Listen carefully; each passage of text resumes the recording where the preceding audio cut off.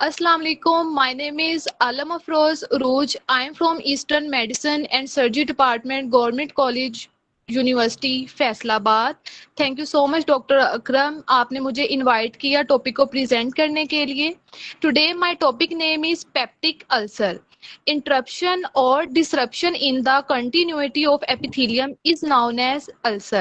Stomach की epithelium cuboidal और partially columnar होती है, जबकि स्मॉल इंटेस्टाइन की सिलिएटेड होती है. अगर स्टमक या ड्यूडेनम की एपिथेलियम में कोई सोर बन जाए, मतलब कोई जख्म बन जाए, तो उसे हम पेप्टिक अल्सर कहते हैं. Peptic ulcer is a lesion in the lining of digestive tract, typically in stomach or duodenum, caused by the digestive action of pepsin and stomach acid. जो पेप्टिक अल्सर बनता है वो किसी ना किसी स्टमक लाइनिंग में या ड्यूडेनल लाइनिंग में अगर कोई सोर आ जाए, कोई जख्म बन जाए, सिंपली हम उसे पेप्टिक अल्सर कहते हैं. और ये बनता है ज्यादातर पेप्सिन और स्टमक एसिड की ज्यादती की वजह से. और 90% ऑफ द केसेस में इसके पीछे जो कॉजेटिव एजेंट होता है वो होता है एच पाइलोरी बैक्टीरिया. अल्सर जो है वो लोअर एसोफिगस में भी हो सकता है due to refluxing of gastric contents and rarely in certain areas of small intestine. कुदरत ने हमारी बॉडी में बहुत ही खूबसूरत मैकेनिज्म रखा हुआ है. जहां एग्रेसिव फैक्टर्स इन्वॉल्व होते हैं, वहीं पे अल्लाह ताला ने एक डिफेंसिव मैकेनिज्म भी रख दिया है जो हमें उन एग्रेसिव फैक्टर से बचाता है. अगर हम उन डिफेंसिव फैक्टर्स को देखें तो उनमें बाइकार्बोनेट्स आ जाते हैं, म्यूकस लेयर आ जाती है जिसने सराउंड किया होता है हमारे पूरे जीआईटी ट्रैक को, खास तौर पे हमारे स्टमक को इनलाइन किया होता है उस म्यूकस लेयर ने. और वो जो स्टमक के अंदर मौजूद जो एचसीएल है, गैस्ट्रीन एंड पेप्सिन, इस तरह के जो एसिडिक मीडियम है उससे उसे बचाता है स्टमक की वॉल्स को.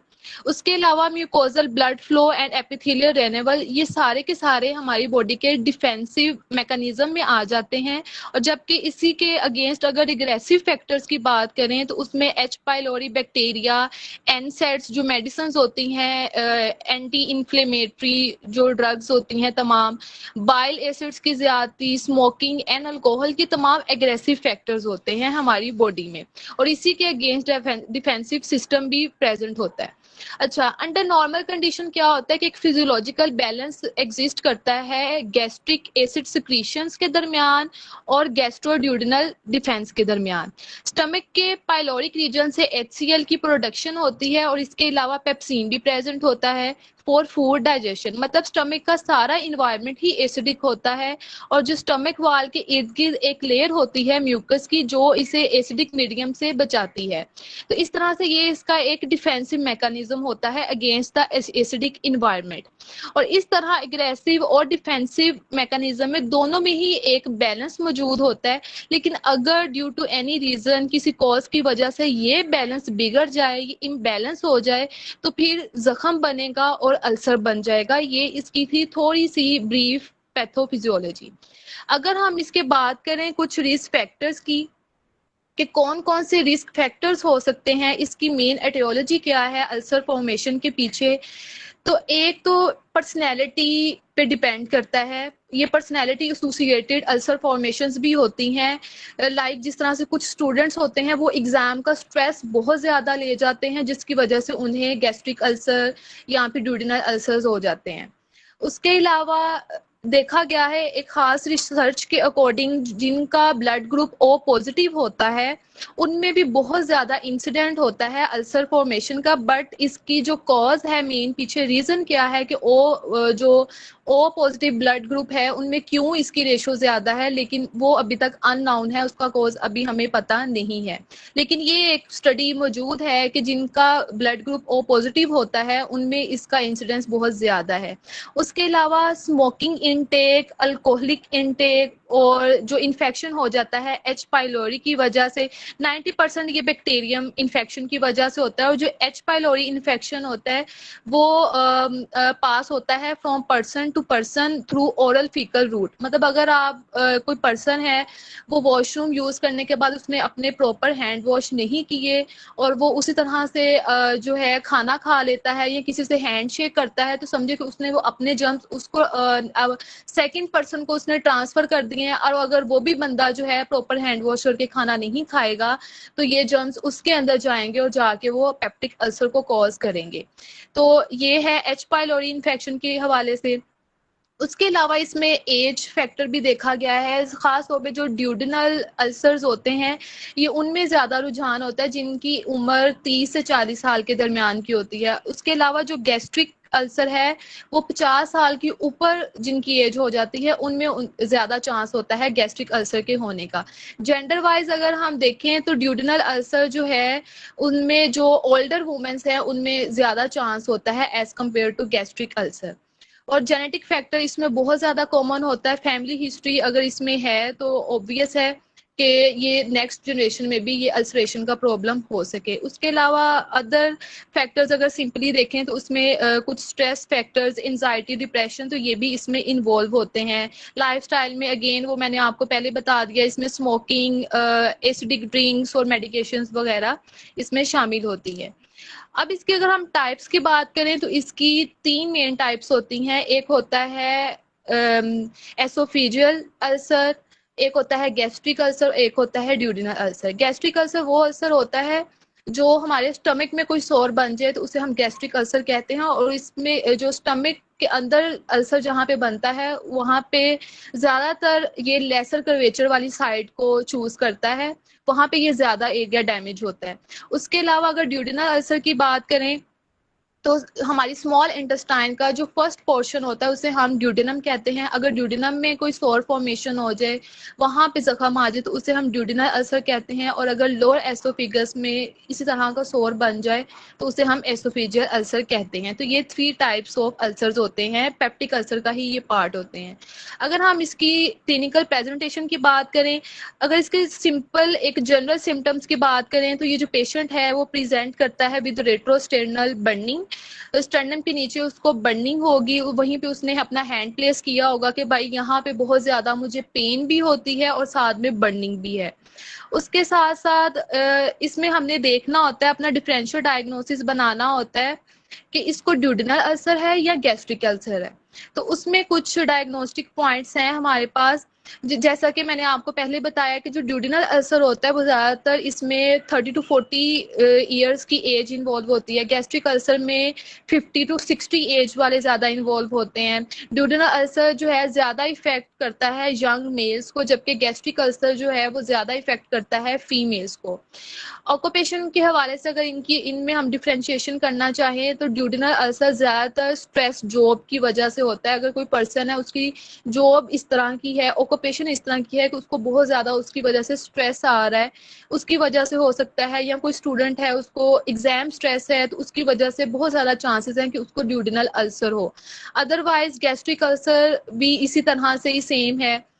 उसके साथ साथ अगर पेन के अकॉर्डिंग हम थोड़ा सा इन दोनों में डिफरेंस करना चाहें तो ड्यूडेनल अल्सर और गैस्ट्रिक अल्सर दोनों में ही पेन एपिगैस्ट्रियम रीजन में होगी, लेकिन उसके साथ साथ जो ड्यूडेनल अल्सर है उसमें एपिगैस्ट्रियम पेन होगी, डिस्कम्फर्ट होगा, लेकिन गैस्ट्रिक अल्सर में क्या होगा कि वो ही पेन टुवर्ड्स बैक रेडिएट करेगी। मतलब पेशेंट आपको कंप्लेन करेगा कि वो मिड पॉइंट पे अपना हाथ रखेगा एपिगैस्ट्रियम रीजन में कि यहाँ पे पेन भी होती है, बर्निंग भी होती है, प्लस वो जो पेन है वो उसको पीछे बैक में भी फील होती है। तो ये बहुत ज्यादा हाईली चांस है कि पेशेंट को गैस्ट्रिक अल्सर हो। अगर हम इसके ऑनसेट की बात करें, पेन की हिस्ट्री की, तो इसमें जो ड्यूडेनल अल्सर है उसकी पेन होती है खाने के कोई 2 से 3 आवर्स के बाद, या फिर यूजुअली मिड नाइट में आधी रात को पेशेंट को इसकी पेन हो सकती है। जबकि जो गैस्ट्रिक अल्सर की पेन है वो इमीडिएटली आफ्टर ईटिंग होती है। पेशेंट इधर से खाना खाएगा और उधर से उसको पेन स्टार्ट हो जाएगी, और वो भी यही बात सोचेगा कि मैंने गलती कर ली है खाना खा के, और वो आपको सेम इसी लैंग्वेज में आपको वो अपनी तकलीफ भी बात बयान करेगा कि डॉक्टर साहब जब भी मैं खाना खा लेता हूँ या खा लेती हूँ तो मेरे फौरन से पेन स्टार्ट हो जाती है। तो एक ये भी हमारा हो सकता है कि इसको गैस्ट्रिक अल्सर हो।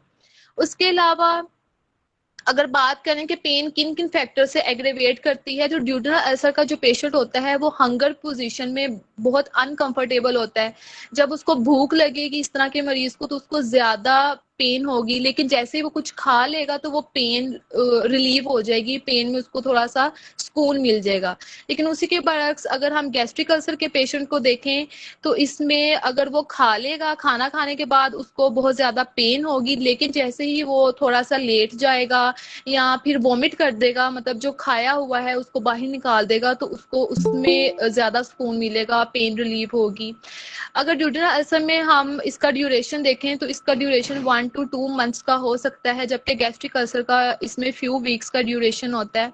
ड्यूडेनल अल्सर में वॉमिटिंग का होना अनकॉमन है, जबकि गैस्ट्रिक अल्सर का ये बहुत ही कॉमन फीचर है वॉमिट का आना, और जैसे ही पेशेंट वॉमिट करेगा तो उसकी पेन में भी रिलीव आएगा। ड्यूडेनल अल्सर के जो पेशेंट्स की एपिटाइट जो होती है वो गुड होती है, क्योंकि वो जब खाना खाते हैं तो उसी से उनकी पेन भी ठीक होती है, तो वो खाना तो खा लेते हैं। अब चूंकि खाना खा लेते हैं तो उनका न्यूट्रिशन लेवल पूरा होता है, तो इसमें वेट लॉस वाला भी सीन नहीं होता।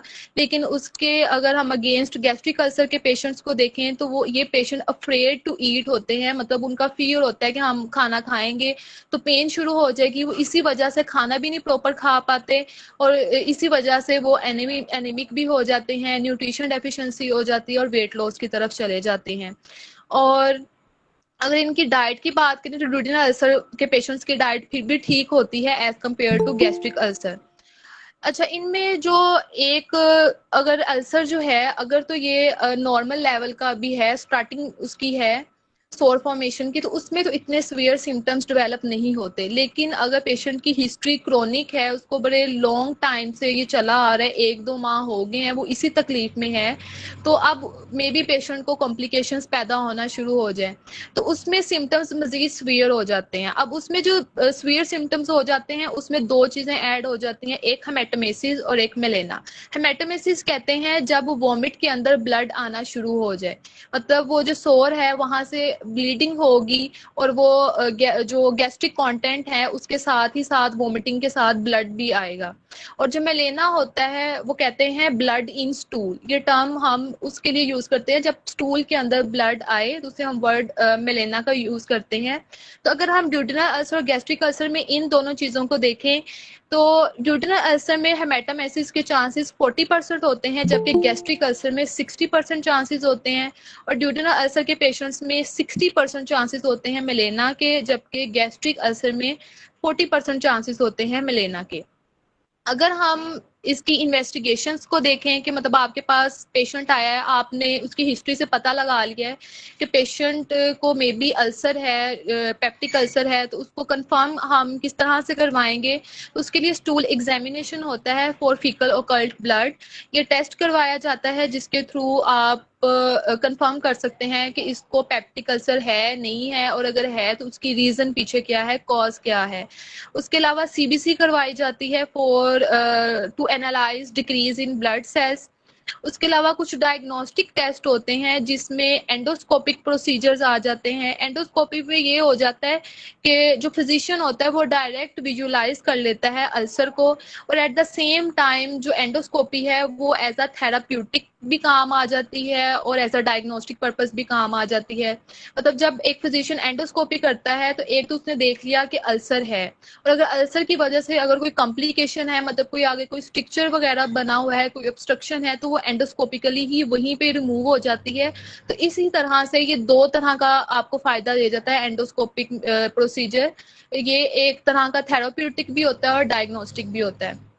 और इसी के साथ साथ अगर आपको है कि मे बी इसमें एच पाइलोरी इन्वॉल्व है, इसका कॉज मेन बैक्टीरिया है, तो फिर एंडोस्कोपी के थ्रू हम वहीं से सैंपल भी ले लेते हैं, जिसे हम सिंपली बायोप्सी कहते हैं, जिसमें हम टिश्यू जाके अंदर से उसके रिमूव कर लेते हैं कुछ एज अ सैंपल, और जब उसको लैब में चेकआउट करवाएंगे तो उसमें अगर पॉजिटिव रिजल्ट आ जाता है कि पेशेंट के एच पाइलोरी है, तो हम उसके अकॉर्डिंगली उसको ट्रीट करते हैं।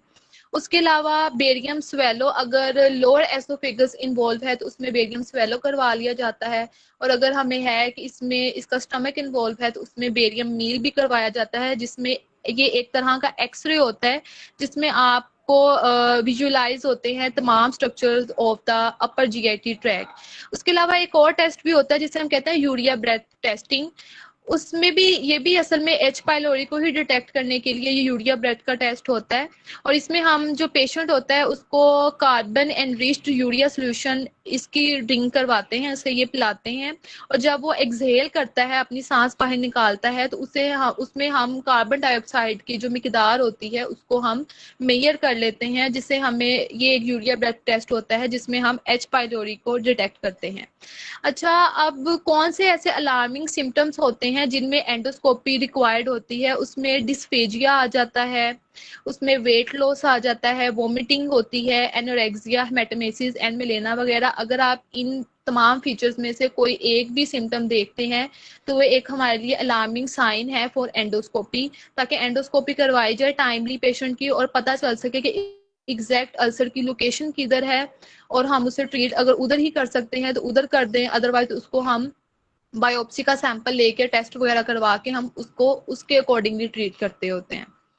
अगर हम इसकी पेप्टिक अल्सर की कुछ कॉम्प्लिकेशंस की बात करें कि अगर उसको ट्रीट ना किया जाए तो कौन कौन सी कॉम्प्लिकेशंस डेवलप हो सकती हैं? नंबर 1 पे हेमरेज हो सकती है, सेकंड वन परफोरेशन हो सकती है, एंड थर्ड वन कोई नैरोइंग एंड ऑब्स्ट्रक्शन वगैरह हो सकती है स्टमक के पाइलोरिक एंड में। अगर इसकी हम मैनेजमेंट की बात करें तो सबसे पहले इसकी यही है कि लाइफस्टाइल मॉडिफिकेशन इसमें बहुत ज़्यादा ज़रूरी है। जब तक इस तरह के पेशेंट के लाइफस्टाइल को मॉडिफाई नहीं किया जाएगा, मेडिसिन भी किसी काम की नहीं होंगी। जब तक पेशेंट ट्रीटमेंट लेगा तब तक तो ठीक है, जैसे ही वो अपने ट्रीटमेंट को क्विट करेगा, अगेन सेम उन्हीं सिम्टम्स में वो दोबारा चला जाएगा। जब तक आप उसके लाइफस्टाइल को चेंज नहीं करेंगे, कोई भी ट्रीटमेंट काम का नहीं रहेगा। उसके अलावा हमने कुछ ऐसी ड्रग थेरेपीज देनी होती है जिसमें जो हाइपोस्क्रीटरी नेचर होती हैं, जिससे एसिड की प्रोडक्शन कम हो। उसके अलावा अगर एच पाइलोरी पेशेंट का पॉजिटिव है तो हमने एच पाइलोरी रेडिकेशन थेरेपी देनी होती है, और अगर कोई ना कोई कॉम्प्लिकेशन डेवलप हो गई है, मतलब कोई हेमरेज है, परफोरेशन है, या फिर कोई ना कोई ऑब्स्ट्रक्शन स्ट्रक्चर फॉर्मेशन हो गई है, तो उसमें सर्जरीज रिक्वायर्ड होती हैं। लाइफस्टाइल मॉडिफिकेशन में कौन सी चीजें आ जाती हैं? आपने पेशेंट की हिस्ट्री लेनी है, ड्रग हिस्ट्री। अगर उसमें कोई भी एनसेड ड्रग्स वो यूज कर रहा है, लाइक पैनाडोल, एस्पिरिन, ब्रूफिन, ये तमाम ड्रग्स जो एंटी इन्फ्लेमेटरी ड्रग्स हैं, अगर इनमें से कोई भी वो यूज करा, आप उसको डिसकंटिन्यू करवाएं। अगर वो स्मोकर है तो उसकी स्मोकिंग को की सजेशन करवाएं। अगर वो अल्कोहल इनटेक करता है तो उसकी सजेशन करवाएं। और अगर किसी वजह से उसको स्ट्रेस है तो उसकी रिडक्शन होना बहुत ज्यादा अहम है। अगर हम कुछ हाइपोसिक्रेटरी ड्रग्स की बात करें, मतलब कौन सी ऐसी मेडिसिन देनी होती हैं, इसमें क्या गोल होता है? बेसिकली इसमें गोल ये होता है कि हमने एसिड प्रोडक्शन, पेप्सिन और जो स्टमक एसिड्स हैं, इनकी तादाद को मिनिमाइज करना होता है। इसमें मेन गोल ये होता है। तो उसके लिए जो मेडिसिन दी जाती हैं वो होती हैं प्रोटॉन पंप इनहिबिटर्स दिए जाते हैं पेशेंट्स को, H2 रिसेप्टर एंटागनिस्ट दिए जाते हैं जिसमें जेंटेक आ जाता है, जो कि बेसिकली क्या करते हैं, हिस्टामीन की स्टिमुलेशन को ब्लॉक कर देते हैं, जिसकी वजह से गैस्ट्रिक सिक्रीशंस भी ब्लॉक हो जाती हैं। उसके अलावा कुछ एंट एसिड्स दिए जाते हैं जो कि एसिड्स को न्यूट्रलाइज कर देते हैं, जिसमें और पेप्सिन को न्यूट्रलाइज कर देते हैं, और ये यूजुअली खाने के 2 घंटे के बाद देने होते हैं एट द बेड टाइम।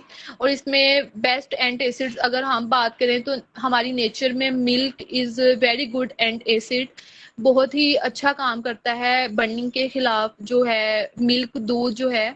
उसके अलावा शरबत पुदीना है हर्बल में, वो इसके लिए बहुत ज़्यादा अच्छा है। उसके अलावा इनमें प्रोस्टाग्लैंडिन एनालॉग्स दिए जाते हैं, कुछ म्यूकोजल बैरियर फोर्टिफायर्स दिए जाते हैं जैसे कि सुक्रालफेट एलोपैथिक मेडिसिन में है। और अगर हम हर्बल की बात करें तो इसमें मुलट्ठी बहुत अच्छी एक चीज़ है। मुलट्ठी क्या करती है, वो एक स्टमक के इर्द गिर्द एक आर्टिफिशियल लेयर बना लेती है, जिसकी वजह से स्टमक वाल्स के ऊपर एसिड का डायरेक्ट कांटेक्ट नहीं हो पाता, और जब डायरेक्ट कांटेक्ट नहीं होता तो अल्सर को भी हील होने में हेल्प होती है। और अगर हम एच पाइलोरी इरेडिकेशन थेरेपी की बात करें, अगर पेशेंट का जो रीज़न है, कोज है, वो एच पाइलोरी बैक्टीरिया है, तो उसमें सिंपली ट्रिपल जीन थेरेपी दी जाती है, जिसमें 2 एंटीबायोटिक्स इन्वॉल्व होती हैं और एक एंट एसिड दिया जाता है। और जो यूजुअली एंटीबायोटिक्स होते हैं, यहाँ तो मेट्रोनिडाजोल और क्लिथ्रोमाइसिन का कम्बिनेशन करवा देते हैं, यहाँ पे क्लिथ्रोमाइसिन और इमोक्सिसिलिन का कम्बिनेशन करवा दिया जाता है यहाँ, और साथ में कोई भी प्रोटॉन पंप इनहिबिटर दे देते हैं, लाइक कोई मेप्राजोल, पेंटोप्राजोल वगैरह, इस फैमिली की कोई भी चीज़, इसोमेप्राजोल वगैरह हो गया, तो इनका यूज़ करवाया जाता है। यहाँ फिर हर्बल में कोई ऐसी प्रोडक्ट जो इस बैक्टीरिया की इरेडिकेशन में हेल्प हेल्पफुल हो तो आप वो यूज करवा सकते हैं उसके अगेंस्ट। और सर्जिकल ट्रीटमेंट उस पॉइंट पे आके करवाया जाता है जब आपने पेशेंट को पहले मेडिकल थेरेपी दी है, अब लेकिन वो उसका कोई असर नहीं हुआ, मेडिकल थेरेपी आपकी फेल हो गई है, तो फिर ऐसे में सर्जिकल ट्रीटमेंट एक ऑप्शन रह जाता है।